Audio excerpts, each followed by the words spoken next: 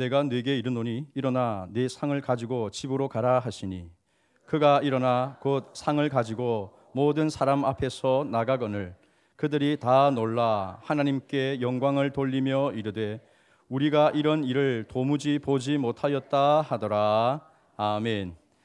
자리에 앉아 주시기 바랍니다. 옆에 계신 분들과 잘 오셨습니다. 인사해 나눠주시기 바랍니다. 앞뒤로도 인사해 주십시오. 웃으면서 잘 오셨습니다. 인사해 주십시오.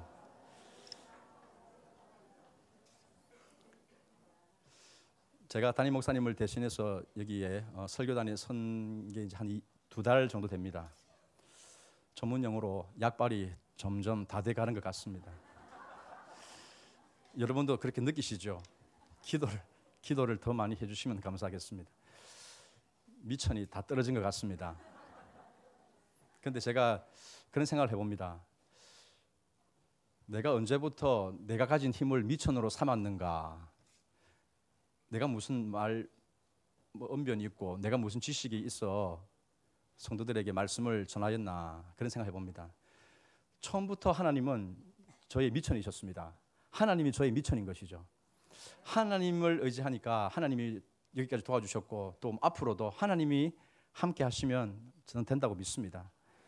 저는 설교자로서 하나님을 미천으로 삼을 테니까 여기 사업을 하시거나 장사를 하시거나 또 직장을 다니시거나 학교를 다니시는 여러분들도 하나님을 미천으로 삼으셨으면 좋겠습니다. 우리 옆에 계신 분에게 하나님이 미천입니다. 그렇게 한번 말씀해 주십시오. 하나님이 미천입니다. 이 미천은 바닥나지 않습니다. 바닥을 보이지 않습니다. 하나님은 언제나 풍성합니다. 하나님을 힘으로 삼으시고 그렇게 하루를 또 여러분들의 삶을 이겨내시기를 바랍니다. 잠시 저희들이 이제 가정의 달을 맞아서 2주 정도 가정에 대해서 말씀을 전하고 다시 마가복음으로 돌아와서 말씀을 전하도록 하겠습니다. 우리가 복음서를 잘 보면 알겠지만 이 복음서는요, 큰 주제가 예수 그리스도가 누군가 하는 것이죠. 근데 또 하나의 주제가 있다면 그것은 예수님께 나아온 사람들의 이야기라고 볼 수가 있습니다. 예수님께 나아온 사람들의 변화된 이야기.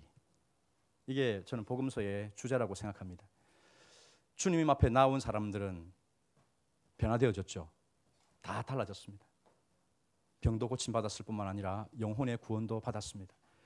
저는 이 시간 여러분들이 주님 앞에 나와서 여러분들의 문제가 해결되어지는 축복을 경험하기를 간절히 소망합니다. 우리 주님은 그런 분이시거든요. 다 도와주시기를 원하고 다 들어주기를 원하시고 여러분들의 삶을 바꾸어서 힘있게 살아가도록 도우시는 분이 바로 저와 여러분들이 믿는 하나님 아닙니까? 그 예수님께 나아왔다면 우리의 삶이 변화될 줄로 믿습니다. 오늘 이 본문에 나오는 이 사건도 그렇게 변화되어지는 사건, 어떻게 이 변화가 일어나게 되었는가 오늘 말씀을 통해서 우리가 함께 은혜 받고자 합니다. 1, 2절을 함께 읽겠습니다. 1, 2절 시작. 수일 후에 예수께서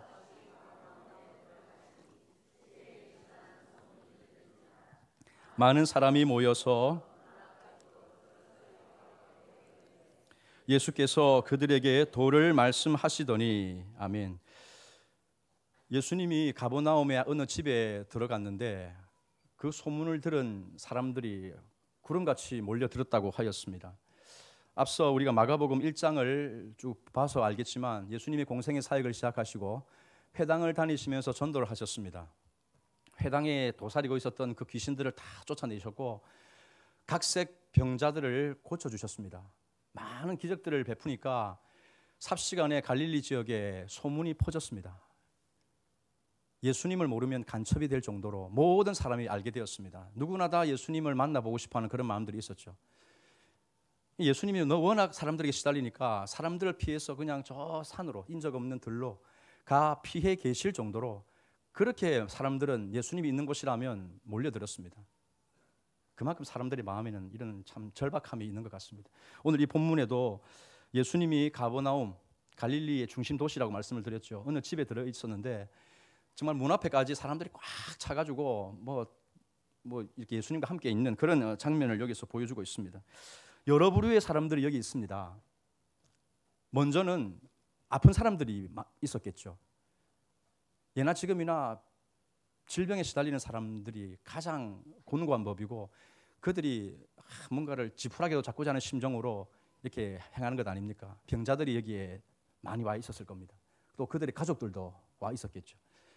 뿐만 아니라 예수님의 그 기적을 한번 보고 싶어서 몰려든 구경꾼들도 많았겠습니다. 그냥 예수님 손 하나 잡아보려고, 예수님의 기적 한번 보려고. 그 시대만 해도 뭐 구경거리 별로 없는 시대죠. 그러니까 막 이런 놀라운 것들을 보려고 그 사람들이 막 소문을 타고 몰려들었다는 겁니다. 그 중에는 또 이런 사람들도 있었습니다. 예수님에 대해서 질투심을 가지고 아주 매섭게 쳐다보는 그런 부류들도 있었습니다. 누구지요? 바리새인들, 서기관들. 예수님의 인기가 하늘 높은 줄 모르고 치솟으니까 거기에 자신들의 기득권에 위협을 받는 사람들이 주님 앞에 왔는데 다 경계심의 눈초리를 거두지 않고 그렇게 보고 있더라는 겁니다. 다양한 사람들이 여기 있었습니다. 그때 주님이 뭘 하고 계셨냐면 그들에게 도를 말씀하시더니 했습니다. 한때 유행했던 말이 있죠. 횡단보도 앞에 딱 있으면 누군가가 와서 인상이 참 선하시군요. 도를 아십니까? 도를 아십니까? 그때 그 도를 말하는 건 아닙니다. 여기서는 천국 복음을 말하죠. 주님이 천국 복음을 다 이렇게 전하고 있었는데 사람들은 다 그 말씀을 듣고 있는 상황이었습니다. 그런데 어느 시간이 지났을까요? 갑자기 위에서 쿵쿵 하더니 시끄러운 소리가 막 들립니다. 그래서 사람들이 뭔고 싶어서 쳐다보는데 갑자기 천장에 구멍이 뚱 뚫리더니 구멍이 점점 커지는 겁니다. 시끄러운 소리와 함께 쾅쾅 하면서 이 커지면서 빛이 쫙 들어오는데 순간 막 흙덩이들이 막 우두두둑 떨어지는 겁니다. 사람들이 쳐다보다가 막 먼지가 떨어져 가지고 머리에 덮어쓰고 막 이런 소란이 이 집안에서 벌어지게 되었습니다.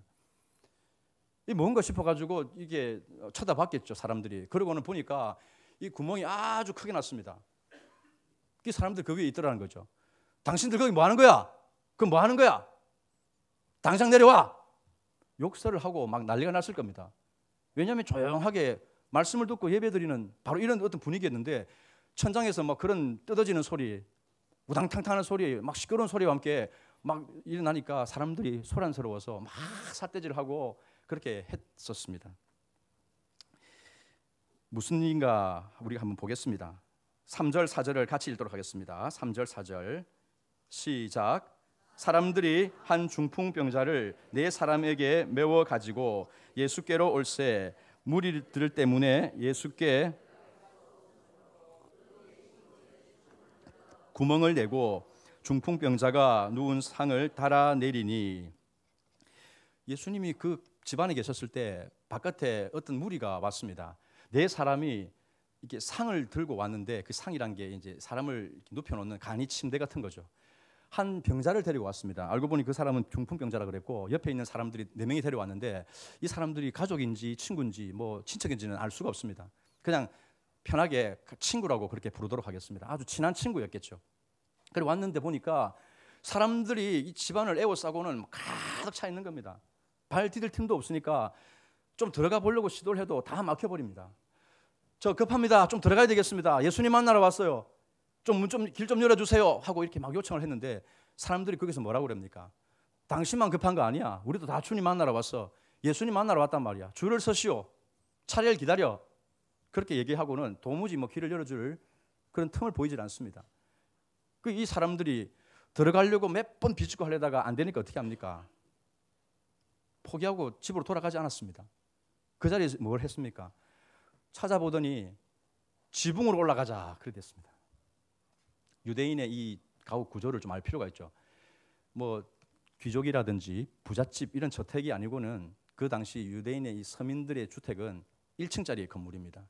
그리고 이제 그 위에다가 이제 옥상이 이제 평평하게 되어 있죠.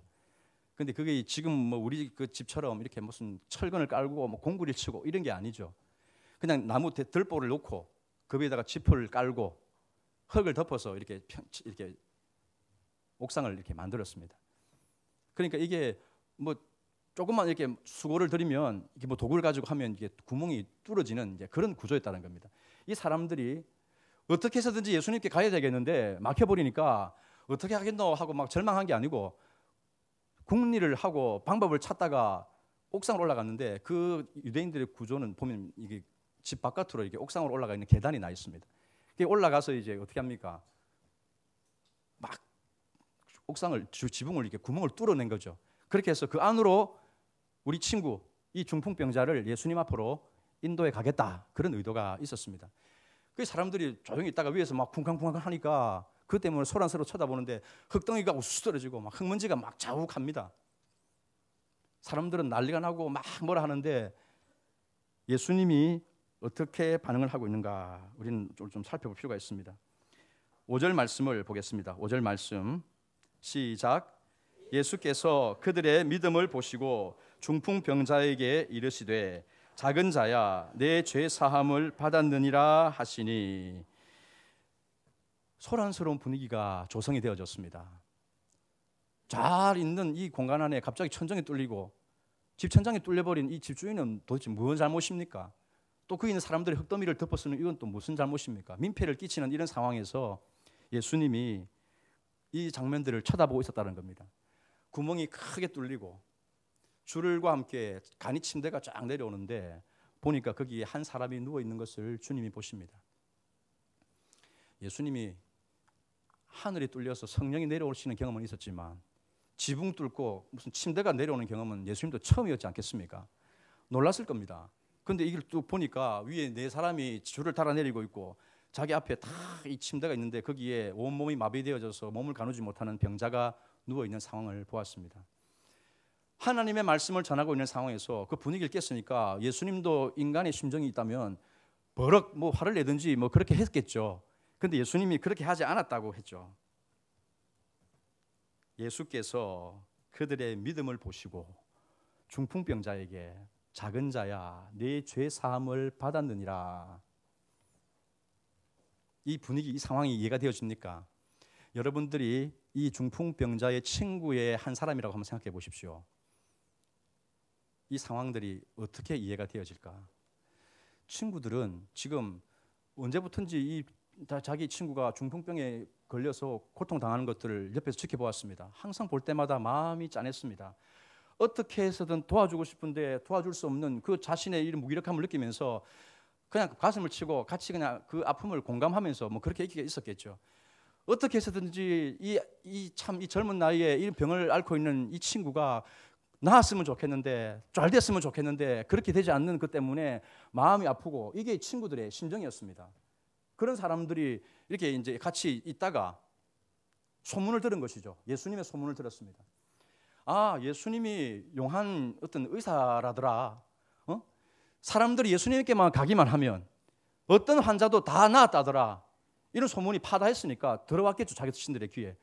예수님께 가야 되겠다. 내 사랑하는 친구를 데리고 우리 예수님께로 가자. 그렇게 해가지고 이렇게 왔습니다. 그래서 또 왔는데 막혀버렸죠. 지붕을 올라가서 구멍을 뚫고 흙먼지를 덮어쓰면서 끙끙거리면서 그렇게 구멍을 내어서 친구를 달아내렸습니다. 침상은 무사히 예수님 앞에 딱 도달했습니다. 예수님이 이 장면을 보았고 자기들을 또 쳐다보았습니다. 그래 이제 친구들은 어떤 심정입니까? 자, 예수님 어떻게 해주십시오. 이런 마음 아니겠습니까? 뭘 바랐겠습니까? 그래 내가 고쳐주마. 이 대답을 기대했을 겁니다. 어쩌면 그들의 심정이 오늘 저와 여러분들의 심정하고 비슷할 수 있습니다. 사람들은 다 문제가 있죠. 여러분들이 오늘 하나님 앞에 나아온 이유는 무엇입니까? 크고 작든 자신의 문제, 이 우리 하나님이 해결해 주셨으면 좋겠다 그런 말씀 아닙니까? 이 친구들은 지금 예수님의 말씀을 듣고 뭐 이렇게 할 자식과 그런 여력이 없습니다. 내 죄 사함을 받았느니라 하는 이 말씀이 도무지 그들에게는 와닿지가 않는 문제였다고 볼 수가 있습니다. 왜냐하면 그들의 중요한 관심사, 가장 시급한 문제는 뭡니까? 내 친구의 병을 주님의 능력으로 낫게 해주시는 것이었기 때문에 죄 사함 받았나? 이거는 말 그대로 뜬금없는 얘기였던 것이죠. 그냥 뭐 자다가 막 지붕 뜯는 소리 뭐 이런 것들로 여겨졌을 겁니다. 이 사람들은 우리가 원하는 것을 해줘야 되는데 그 얘기를 하지 않으니까 답답한 것이죠. 그런데 예수님은 아픈 분들의 이런 어떤 속사정도 모르는지 다른 얘기 안 하고 그냥 죄 사함을 받았다, 죄 용서를 선언했습니다. 예수님은 우리가 소통도 안 되고 우리의 처지를 공감도 하지 못하는 그런 불통이신 분입니까? 아니죠. 우리가 알고 있는 예수님은 어떤 분입니까? 누구보다 약한 자의 처지를 아시는 분이고 병자의 그 고통을 아시는 분이고 어떤 인생에 무거운 짐을 지고 힘겹게 살아가는 사람들을 자기 일처럼 이해해 주시고 알아주시는 분이 예수님이라고 우리는 배웠습니다. 그 예수님이 오늘 본문에 보면 전혀 딴소리 하고 계시지 않습니까? 죄사함, 죄사함 받았다, 죄 문제, 죄 용서, 이런 별로 와닿지도 않는 얘기들을 하니까 제자들이 마음이, 이 친구들의 마음이 어떠했겠습니까? 근데 보니까요, 예수님이 이 말이 나중에 큰 사태를 불러일으키는 조짐을 보입니다. 왜 그렇습니까? 여기 어떤 사람들이 와 있기 때문에요. 서기관들이 와 있기 때문입니다. 서기관들. 그들이 보십시오. 여기 6절에 보니까 어떤 서기관들이 거기 앉아서 마음에 생각하기를, 다 앉아 있습니다. 서기관들 어떤 사람인지 알죠? 율법학자입니다. 아주 성경에 능통한 사람들. 이 사람들이 딱 여기 앉아 있었는데 예수님께 시선 집중, 딱 예수님의 자세 하나 안 바뀌고 딱 보고 있습니다. 이 보니까 배운 사람들의 태가 나는 것 같아요. 자세가 딱 바릅니다. 예수님께 딱 집중하고 무슨 말을 하는지 듣고 있습니다. 그런데 여러분, 서기관들은 은혜 받으려고 집중합니까? 아닐 것이죠. 예수님의 말에서 뭔가 꼬투리를 하나 잡으려고, 그 인기를 구가하는 예수님을 무너뜨리기 위한 뭔가 책을 하나 잡으려고 거기서 탁 집중하고 있는 것 아닙니까?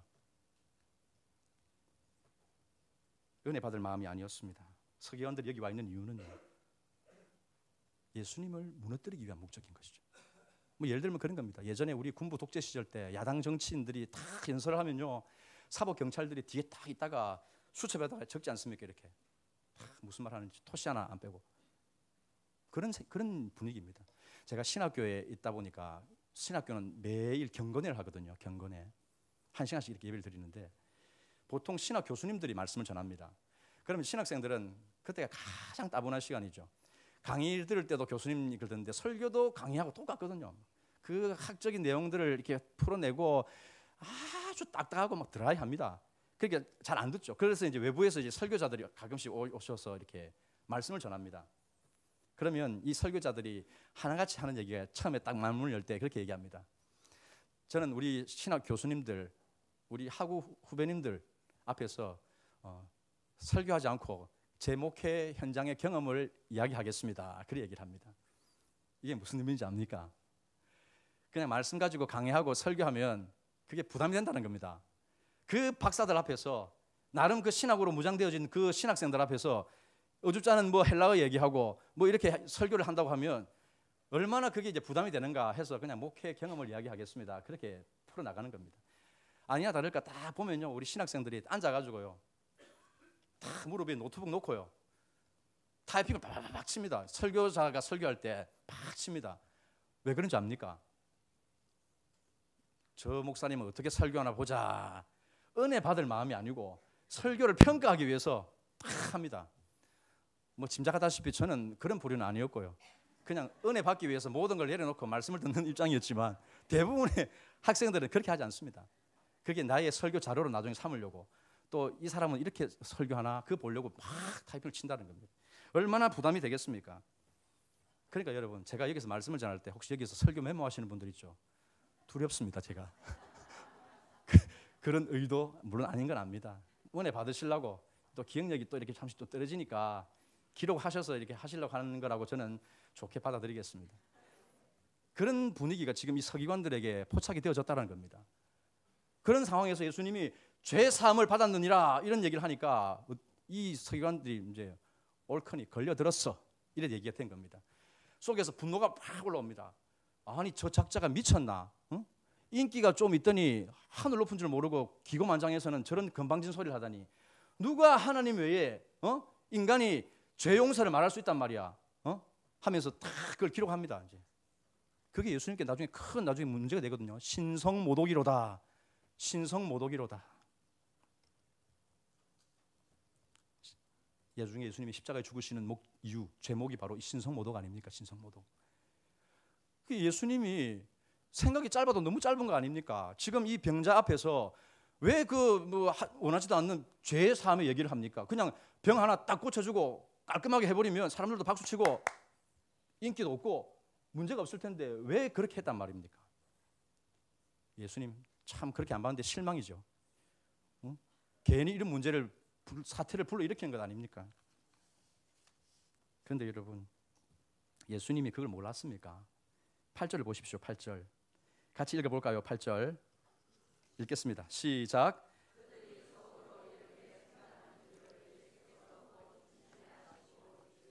어찌하여 이것을 마음에 생각하느냐.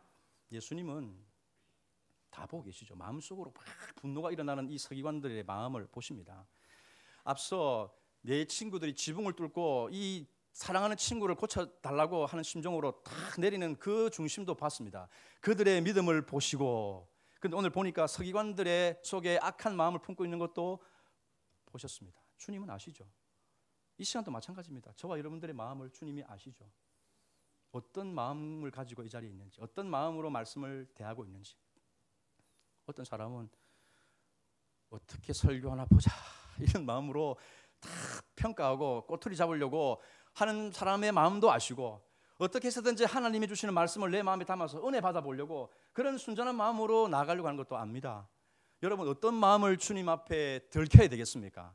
어떤 여러분들의 속내를 예수님 앞에 드러내야 되겠습니까? 은혜 받으려고 하는 마음 아닙니까? 이 서기관들의 마음이 아닌 것이죠.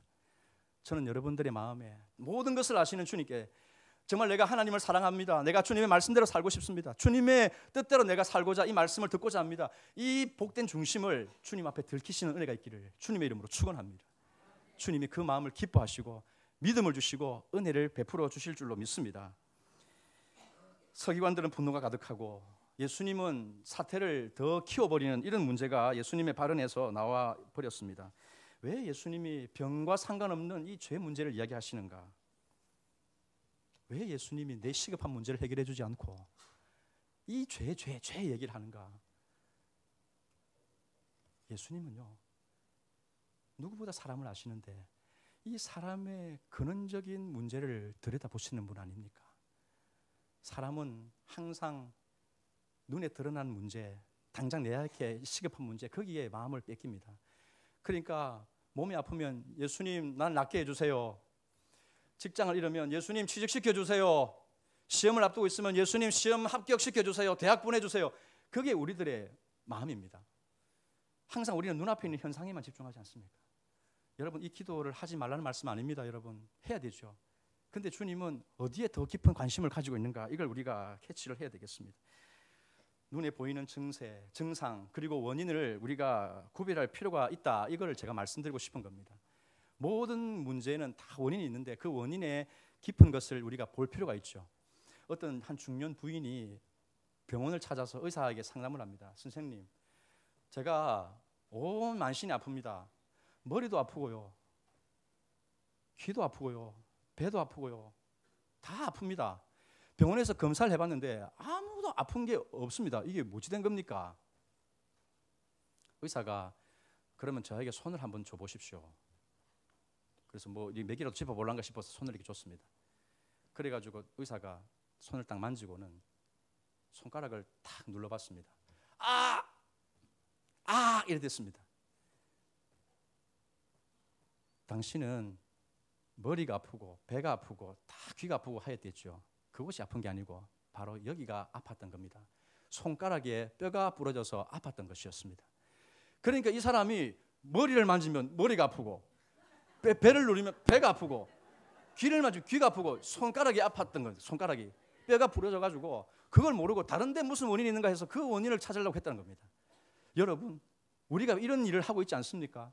문제의 근본이 있고 문제의 원인을 잘 알아야 비로소 내 안에 있는 이 증상을 치유할 수 있고 내 삶이 복되게 만들어질 텐데 우리는 그걸 잘 모르고 자꾸만 겉에 있는 것들만, 그 증상만, 통증만 없애려고 하죠. 그를 하다 보니까 이 문제가 사라지면요, 또 이 문제가 다른 모습으로 둔갑을 해가지고 또 우리를 괴롭히게 들어옵니다. 또 우리는 고통하죠. 또 그게 또 처방을 받습니다. 그냥 진통제만 계속 먹는 겁니다. 근본적인 것은 해결이 되지 않고. 주님이 오늘 왜 이 중풍병자에게 가장 시급하고 가장 그들에게 필요해 보일 만한 병을 안 고쳐주고 죄의 문제를 이야기하고 있는가? 그 주님은 우리들에게 영혼의 질병이 되는 죄 문제가 이 모든 고통의 근원이라고 알려주고 계시는 것입니다. 여러분들이 고통당하는 이유, 불행한 이유, 여러분, 내가 불행한 것은 간 때문이야, 내가 불행한 것은 병 때문이야, 내가 비참한 것은 돈이 없어서야, 내가 저 사람을 잘못 만나서 내가 이렇게 불행해졌어. 우리는 다 그렇게 얘기합니다. 다 사람 탓이고 다 환경 탓이고 내 자신의 모습으로 깊이 들여다보질 않습니다. 그냥 내 성격이 좀 그런가 뭐 이런 정도로만 맞춰버리죠. 그런데 주님은 그렇게 보질 않습니다. 우리 마음 안에 진정한 비참을 가져오고 불행을 가져오고 우리의 행복을 빼앗아 가버리는 것들은 그런 질병이나 돈이나 사람의 문제가 아니었고 우리 마음 깊은 곳에 도사리고 있었던 영혼의 질병, 죄라는 것을 우리에게 가르쳐 주고자 하시는 줄로 믿습니다. 사랑하는 성도 여러분, 우리 모든 사람들은 다 죄의 영향 아래 살아가지 않습니까? 죄의 권세에 찌달려서 살아갑니다. 심지어는 교회 다니는 사람들도 항상 죄책감에 시달려서 죄에 억눌려 살아갑니다.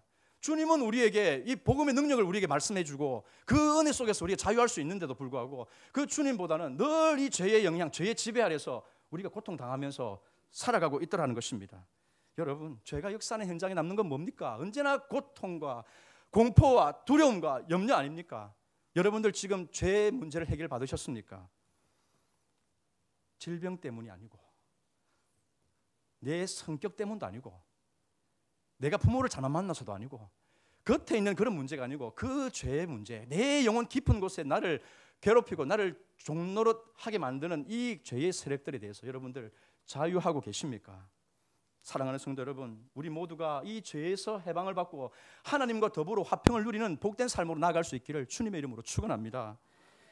여기 9절과 10절 말씀을 같이 읽도록 하겠습니다. 같이 시작. 중풍병자에게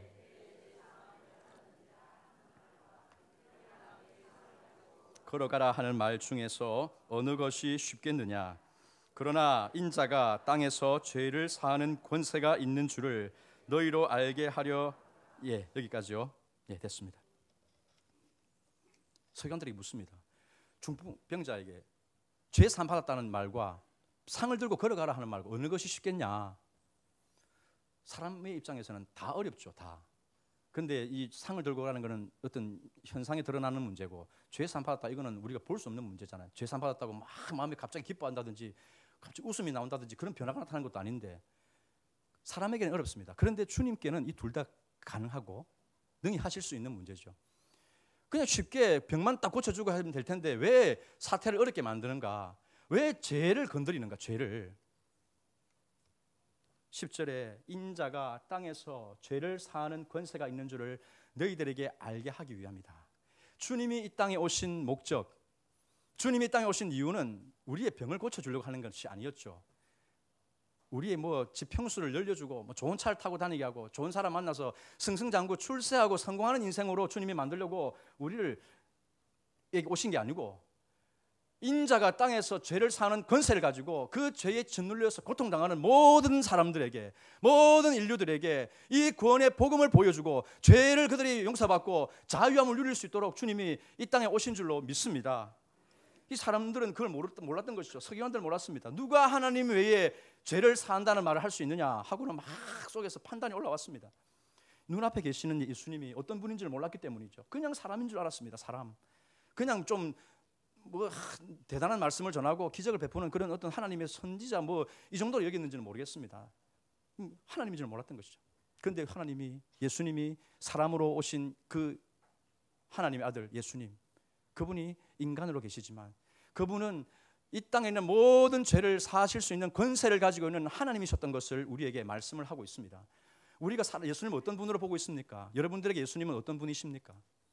그분은 진정한 인간으로 우리의 삶을 공감해 주시고 우리 아픔을 이해해 주시고 하늘의 신령한 말씀으로 우리를 정말 진리를 깨닫게 해주시는 그런 위대한 하나님의 보내신 아들, 그 인간일 뿐만 아니라 그분은 전능하신 하나님 아닙니까? 하나님. 여러분, 예수님은요 간맨입니다. 간맨. 믿으십니까? 간맨. 예수님 뭐 가서 썼다 그 말 아닙니다. 간맨. 영어로요. 영어로. 우리 목사님에게 예수님은 간맨입니다. 그렇게 한번 해주십시오. 예수님은 간맨입니다. 예수님이 뭐 가슴을 맸다더라 그렇게 가서 말씀하시면 안 됩니다. 하나님과 사람 동시에. 우리 청년들 간맨 한번 해보십시오. 간맨. 간맨 다시 해보십시오. 간맨. 아멘. 간맨. 주님이 우리에게 오신 그 예수님은 하나님이시고 인간이시고 그분 우리의 죄를 사하여 주시고 우리의 모든 문제를 해결해 주시는 그런 분이신 줄로 믿습니다. 기적을 행하실 수 있는 하나님이 지금 앞에 계시다는 겁니다. 그거를 사람들에게 보여주고 싶어 한 것이죠. 성도 여러분, 예수님의 보혈은 우리 안에 있는 모든 묵은 죄를 깨끗하게 사하여 주시는 줄로 믿습니다. 우리를 고통스럽게 만들고 우리가 병이든지 또 뭐 그냥 우리의 정서적인 불안이라든지 스트레스라든지 뭐 신경쇠약이라든지 뭐 모든 거 할 것 없이 다 이 증상들을 만들어내는 깊은 곳에 있는 이 영혼의 질병, 죄의 문제, 주님의 보혈은 깨끗하게 씻어주십니다. 완전히 지워버리십니다. 우리는 과거의 그 세력에 짓눌려 지낼 필요가 없죠. 옛날에 내가 과거에 이런 죄를 지었습니까? 그 죄책감에 시달릴 필요가 없습니다. 누구든지 주님을 마음에 영접하시면, 누구든지 예수 그리스도를 믿기만 하면 갓맨이 되시는 주님이 여러분들의 모든 문제를 다 지워버리시고 깨끗하게 해결해 주시는 줄로 믿는 것입니다. 여러분 죄 사함 받으셨습니까? 안 받으셨습니까? 모르시겠습니까? 죄 사함의 은혜를 받는 것은요, 주님을 내 마음의 구주로 영접하는 것입니다. 나는 죄인이지만 내가 믿음으로 주님을 내 마음에 모실 때 내 안에 있는 모든 죄를 제하여 주시고 나를 하나님의 자녀로 새롭게 살아갈 수 있도록 도와주신다는 이 사실을 믿는 믿음, 영접하는 자, 곧 그 이름을 믿는 자들에게는 하나님의 자녀가 되는 권세를 주셨다고 하였습니다. 믿으시기를 축원합니다. 이 주님을 영접하시고 죄 사함의 은혜, 죄 용서를 우리가 경험하게 되겠습니다. 여러분들이 집에 가셔서 자녀들에게도 알려주셔야 됩니다. 우리의 자녀들에게, 우리의 다음 세대들에게도 예수님 어떤 분인지 알려주셔야 됩니다. 예수님은 너의 인생을 책임져 주셔. 네가 문제가 있어? 하나님은 너를 성공적으로 인도해 줄 거야. 너는 공부 못해? 공부를 잘하게 해주실 거야. 출세하게 해주실 거야. 그런 예수님을 말하기보다는요, 우리 마음의 깊은 곳에 죄 문제를 알게 해주고 그 죄의 비참함을 누가 해결해 주시느냐, 이 주님께서 우리의 죄 문제를 해결해 주시는 그런 예수 그리스도이심을 그들에게 알려주고 증거할 수 있는 자들이 되어졌으면 좋겠습니다. 근본적인 죄 문제, 증상이 아니라 원인, 깊은 곳에 있는 그 근본적인 문제, 주님이 오늘 저와 여러분들을 해결해 주시고 회복시켜 주신 은혜가 있기를 주님의 이름으로 축원합니다. 여기 11절과 12절에 보면 우리 같이 읽겠습니다. 두 구절 시작. 내가 네게 이르노니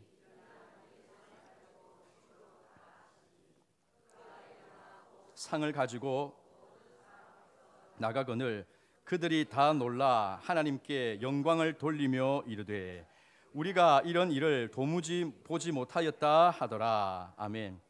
예수님이 중풍병자에게 죄 사함을 선언하시고 나서 자 이제 됐으니까 돌아가거라 그렇게 하지 않았죠.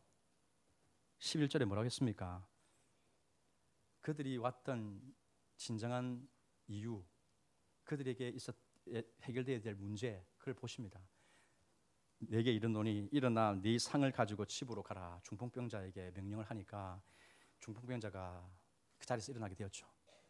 모든 신경이 살아나게 되었습니다. 정상적으로 활동할 수 있게 되었고 주님 말씀대로 그렇게 치유가 되어졌습니다.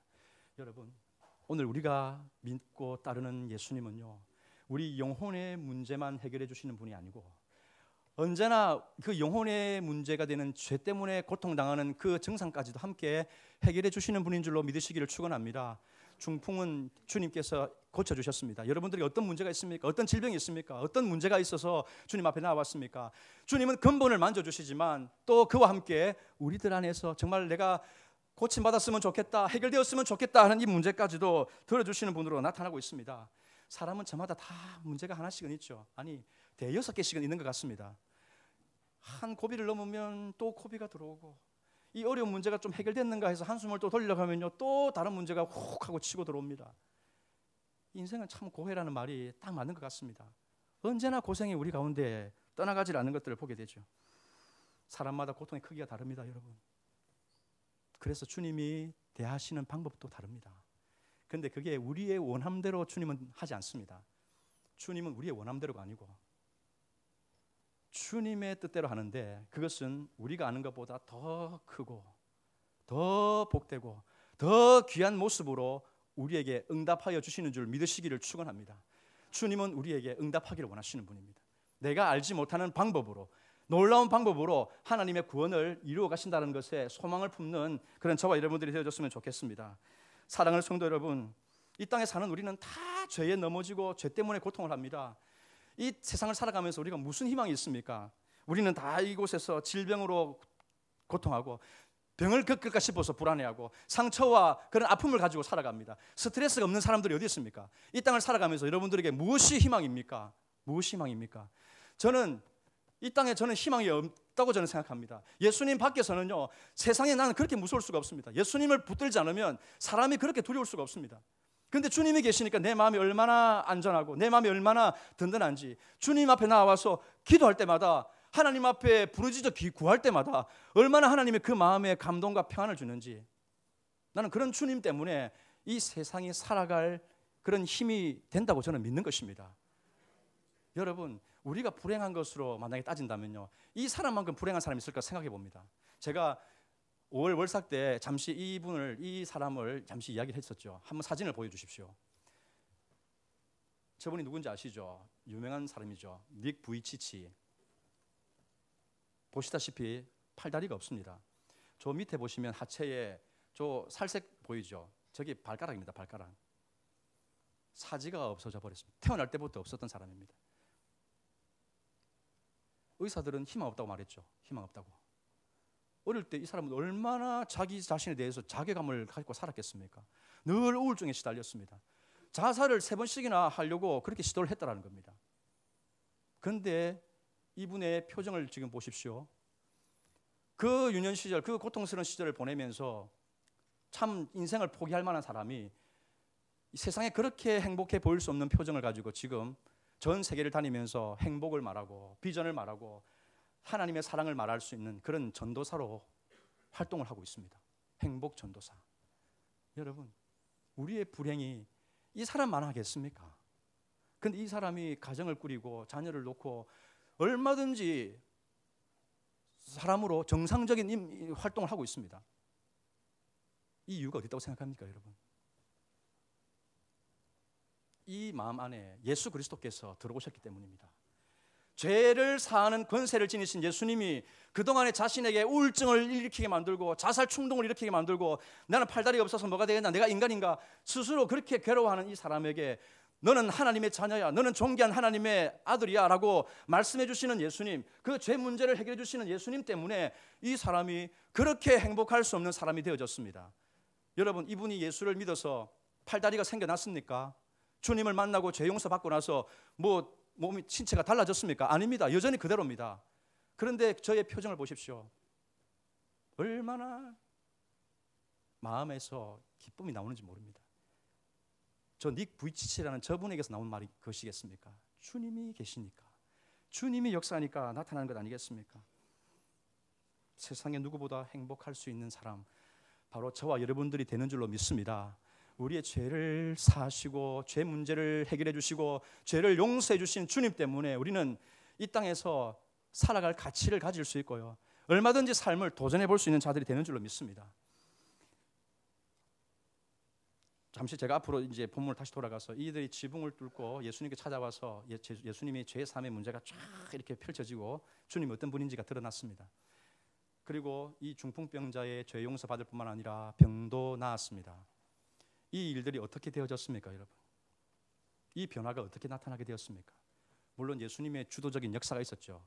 그 주도적인 역사를 끌어내게 만들었던 그 원동력이 무엇이었습니까? 믿음 아닙니까? 믿음. 친구들의 믿음.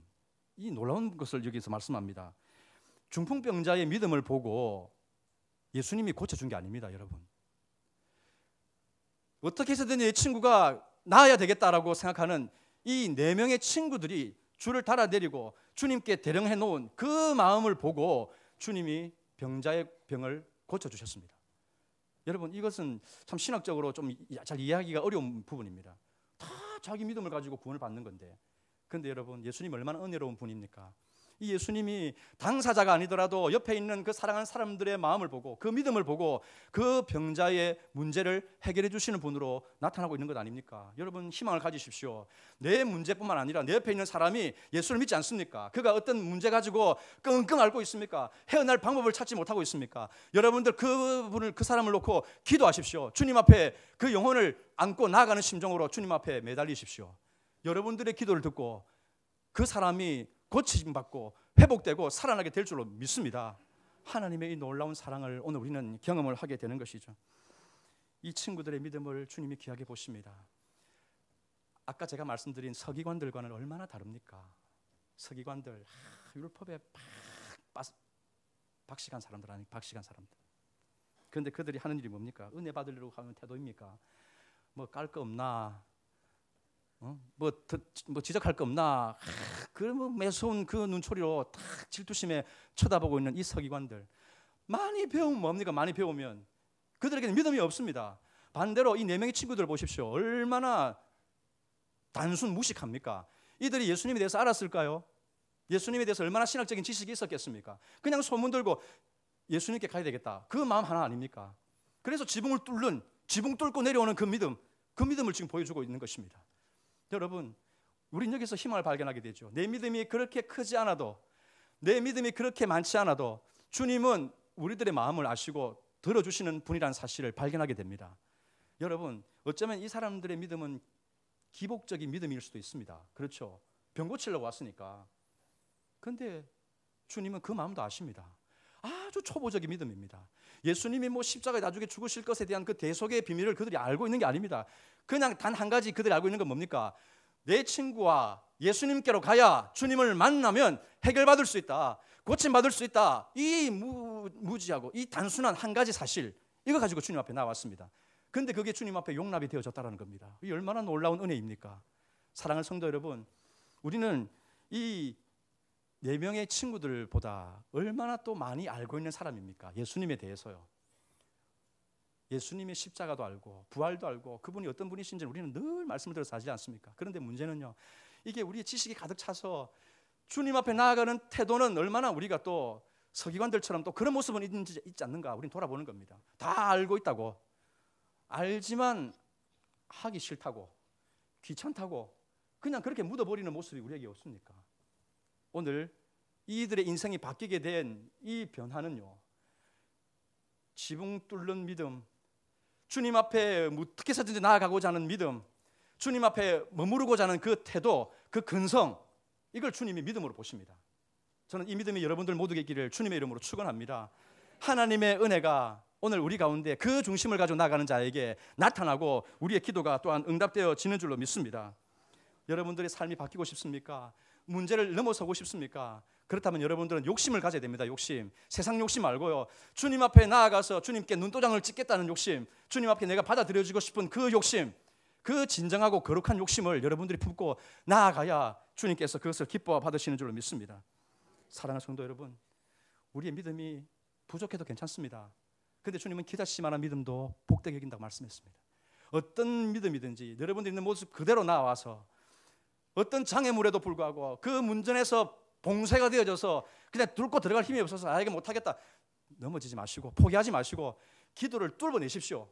어떤 장애물이 있어도 그것을 돌파할 수 있는 그 믿음은 하나님이 주실 겁니다. 그러니까 들어가십시오. 주님을 만나야 됩니다.